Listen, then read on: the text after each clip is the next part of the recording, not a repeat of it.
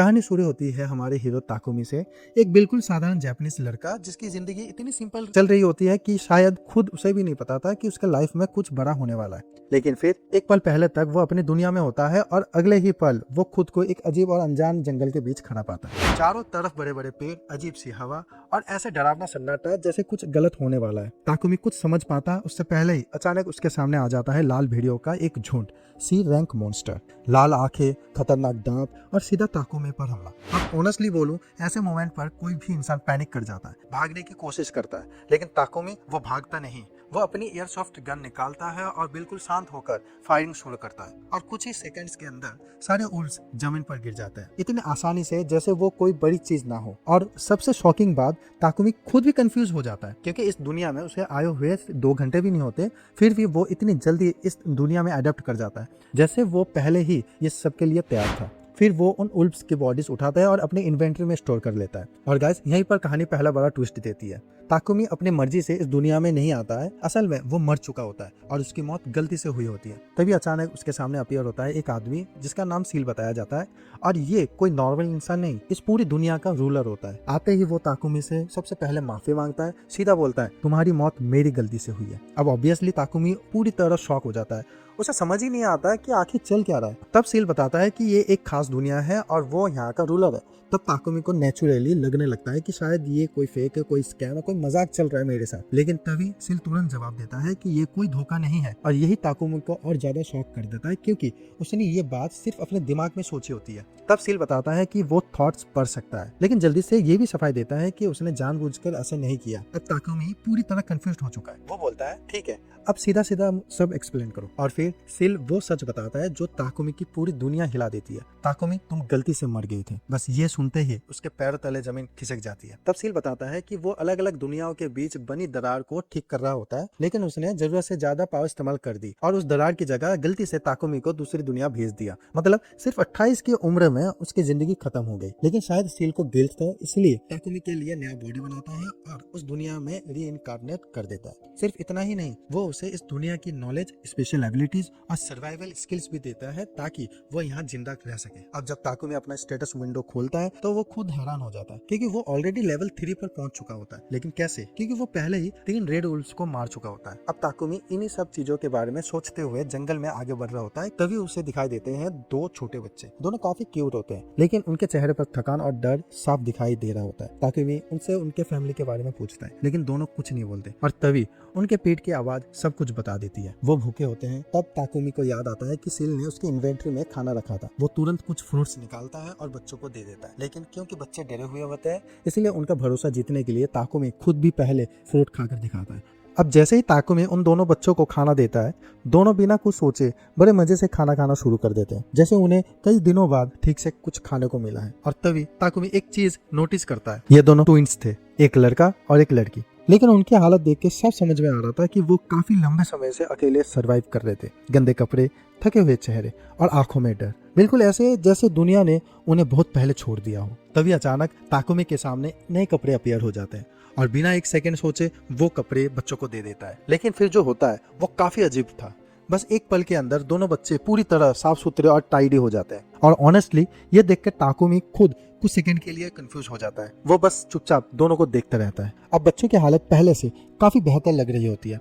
उसके बाद ताकुमी सोचता है कि अब जंगल से बाहर निकलना चाहिए, तो वो बच्चों से पूछता है, क्या तुम दोनों मेरे साथ चलोगे? लेकिन दोनों कोई जवाब नहीं देते, बस चुपचाप उसकी तरफ देखते रहते हैं, जैसे उन्हें अभी भी भरोसा नहीं हो रहा था कि कोई उनका मदद कर सकता है। और तभी ताकुमी डिसाइड करता है उनके स्टेटस चेक करने का। लेकिन जैसे ही स्टेटस विंडोज खुलती है, वो पूरी तरह शॉक हो जाता है। दोनों सिर्फ 5 साल के थे, और उससे भी ज्यादा शॉकिंग बात, उनका कोई नाम भी नहीं था। सोचो गाइस, इतनी छोटी उम्र और किसी ने उन्हें नाम तक नहीं दिया। यहीं पर ताकुमी को उन दोनों पर बहुत ज्यादा तरस आने लगता है। तभी वो डिसाइड करता है लड़के का नाम होगा एलन और लड़की का इलाना। और लिटरली जैसे ही वो उन्हें नाम देता है, उनके चेहरे पर एक छोटा सा रिएक्शन आता है। उससे साफ महसूस होता है कि शायद पहले बार किसी ने उन्हें अपना समझा, पहली बार किसी ने उन्हें सिर्फ बच्चे नहीं बल्कि इंसान की तरह ट्रीट किया था। फिर ताकुमी हल्का सा मुस्कुरा कर बोलता है, चलो अब तुम दोनों मेरे साथ हो। अब उनकी जर्नी लगातार आगे बढ़ रही थी और रास्ते में ताकुमी एक बहुत अजीब चीज नोटिस करता है। इतनी देर तक चलते रहने के बाद भी एलन और एलिना बिल्कुल नहीं थक रहे थे। ना उनकी सांस फूल रही थी, ना वो रुकने की बात कर रहे थे, बस आराम से उसके पीछे पीछे चलते जा रहे थे। और यही ताकुमी को फील होने लगता है कि इन दोनों में कुछ तो अलग है, क्योंकि चाहे वो कितना भी स्ट्रॉन्ग क्यों ना हो, आखिर से अब छोटे बच्चे ही ना। इसलिए ताकुमी सोचता है कि थोड़ा रुक कर रेस्ट कर लिया जाए। लेकिन तभी दोनों ट्विंस अचानक तेजी से आगे भागने लगते हैं और ताकुमी घबरा के उनके पीछे दौड़ पड़ता है। अब ऑब्वियसली इतने डेंजरस जंगल में बच्चों का अचानक भागना अच्छी बात नहीं थी, लेकिन जैसे ही वो आगे पहुंचता है वो कुछ सेकंड के लिए फ्रीज हो जाता है। सामने खड़े होते हैं बड़े बड़े बोर्ड्स, डेंजरस मॉन्स्टर। उनका साइज इतना बड़ा था कि नॉर्मल इंसान उन्हें देखकर ही डर जाए। ताकुमी तुरंत सोचता है कि अब मैजिक यूज करना पड़ेगा, लेकिन वो डर रहा था कि कहीं गलती से बच्चे हर्ट ना हो जाए। और तभी अगले ही पल एलन और एलेना खुद मॉन्स्टर पर टूट पड़ते हैं और सिर्फ कुछ सेकंड के अंदर दोनों मॉन्स्टर जमीन पर पड़ जाते हैं। और ऑनेस्टली ये देखकर ताकुमी पूरी तरह शॉक हो जाता है, क्योंकि अब तक वो उन्हें हेल्पलेस बच्चे समझ रहे थे, लेकिन रियलिटी कुछ और ही थी। ये दोनों सच में बहुत पावरफुल थे। फिर ताकुमी उनसे पूछता है, तुम्हें कैसे पता चला कि आगे मॉन्स्टर है? लेकिन दोनों सिर्फ हल्का सा सिर हिला देते हैं, जैसे ये उनके लिए कोई बड़ी बात ही ना हो। अब ताकुमी नर्वस होकर मजाक में बोलता है, अगली बार पहले बता दिया करो, मैं डर के मारे मरने वाला था। और ऑनेस्टली ये सुनकर ट्विंस हल्का सा हंस देते हैं। थोड़ी देर बाद दोनों फिर किसी मॉन्स्टर के प्रेजेंस फील करते हैं और इस बार पहले से ताकुमी को वार्निंग भी दे देते हैं। अब ताकुमी के दिमाग में एक नई थ्योरी आने लगती है, शायद ये दोनों पहले भी इस जंगल में रह चुके हैं, तभी इन्हें इस जंगल की इतनी आदत है। लेकिन सबसे क्रेजी चीज, मॉन्स्टर सामने आते ही दोनों एक जंप में उस पर हमला कर देते हैं और कुछ ही सेकंड्स में उसे खत्म भी कर देते हैं, इतना आसानी से जैसे ये सब उनके लिए नॉर्मल हो। इस बार ताकुमी उन्हें थैंक यू बोलता है, क्योंकि कम से कम इस बार उन्होंने पहले वार्निंग तो दी थी। और ये सुनकर दोनों ट्विंस इतना खुश हो जाते हैं कि ताकुमी खुद थोड़ा एम्बैरेस्ड फील करवा देते हैं। फिर पूरा दिन ऐसे ही निकल जाता है, जो भी मॉन्स्टर रास्ते में आता है ट्विंस उसे खत्म कर देते हैं और धीरे धीरे ताकुमी खुद भी काफी रिलैक्स होने लगता है, क्योंकि अब उसे समझ में आ गया था कि ये दोनों सिर्फ क्यूट बच्चे नहीं थे, जरूरत पड़ने पर ये उसकी प्रोटेक्शन भी कर सकते हैं।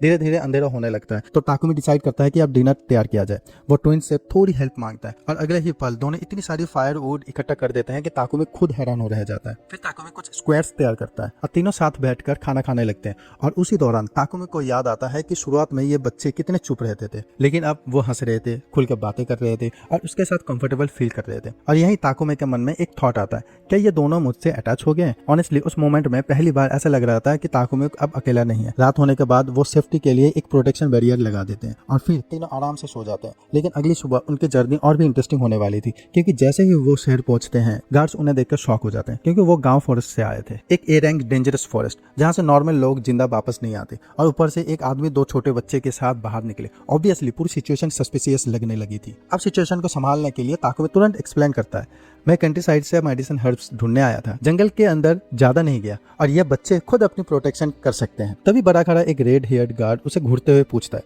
अच्छा तो तुम वो हर्ब्स मिले क्या? जैसे ही ताकुमी उन मेडिसिनल हर्ब्स को बाहर निकाल कर गार्ड को दिखाता है, वो ध्यान से हर्ब्स को चेक करता है और फिर तुरंत कंफर्म कर देता है कि ये सच्ची में रेयर मेडिसिनल हर्ब्स है। लेकिन तभी वो ताकुमी से एक चीज और मांग लेता है, आइडेंटिफिकेशन कार्ड। और यही वो मोमेंट था जहां ताकुमी थोड़ा सा नर्वस हो जाता है, क्योंकि ऑब्वियसली वो इस दुनिया में नया था, उसके पास कोई आइडेंटिटी कार्ड ही नहीं थी। तो वो थोड़ा हेजिटेट होकर कहने लगता है, मैं कंट्री साइड से आया हूँ, मेरे पास कोई आइडेंटिफिकेशन नहीं है। बस फिर क्या था, गार्ड्स तुरंत उसे इंस्पेक्शन के लिए अंदर ले जाते हैं, कुछ पेपर्स भरवाए जाते हैं और फिर ताकुमी को क्रिस्टल पर हाथ रखने को कहा जाता है, ताकि वो पता कर सके कि उसका कोई क्रिमिनल रिकॉर्ड है या नहीं।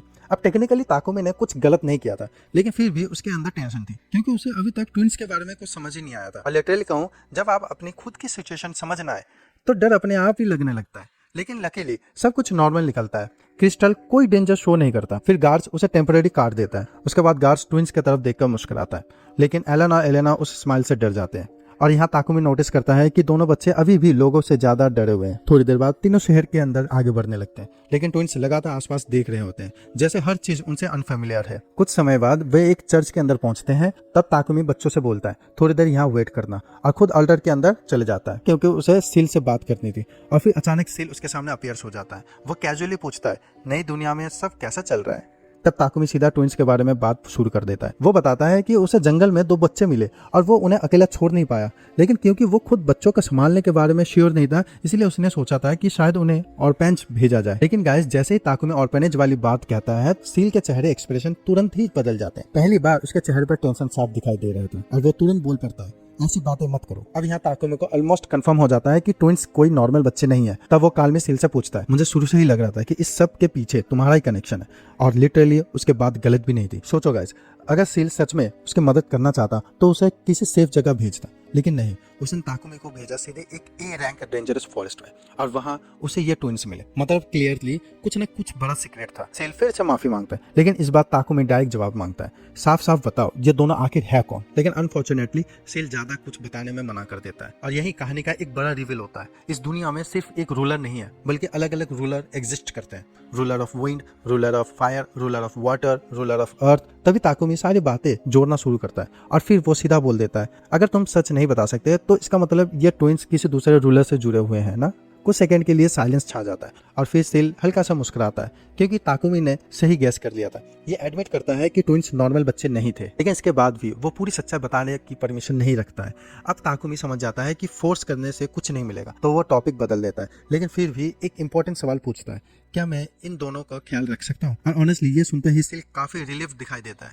वो बोलता है कि ऐसा करना उसके लिए बहुत बड़ी मदद होगी, जैसे फेथ खुद ही उसे मौका दे रही हो अपनी गलती सुधारने का, क्योंकि आखिरकार ताकुमी की एक्सीडेंट डेट की वजह भी सील ही थी। और फिर कन्वर्सेशन खत्म होने से पहले ताकुमी एक बात एडमिट करता है। वो बोलता है, सच कहूं तो मैंने कभी सीरियसली ट्विंस को ऑपरेंज भेजने का सोचा ही नहीं था। और ऑनेस्टली यही पहली बार क्लियर होता है कि ताकुमी इमोशनली उन दोनों से अटैच हो चुका है। सील ये सुनकर काफी खुश हो जाता है, क्योंकि उसे फाइनली ऐसा इंसान मिल गया था जो जेन्युइनली काइंड हार्टेड था। उसके बाद ताकुमी वापस बच्चों के पास आता है और मुस्कुरा कर बोलता है, चलो अब किसी इन में चलते हैं, तुम दोनों को प्रॉपर रेस्ट की जरूरत है। और फिर तीनों साथ में इन की तरफ निकल पड़ते हैं। जब वे वहां पहुंचते हैं तो ताकुमी बच्चों से बेड ट्राई करने को कहता है। अब जैसे ही ताकुमी ट्विंस को बेड ट्राई करने के लिए बोलता है, दोनों ऐसे देखते हैं जैसे उन्होंने जिंदगी में पहली बार असली बेड देखा हो। और दिखाया जाता है कि उनके चेहरे का रिएक्शन काफी इमोशनल था, क्योंकि साफ समझ में आ रहा था कि शायद उन्होंने पहले कभी आराम से सोना एक्सपीरियंस नहीं किया था।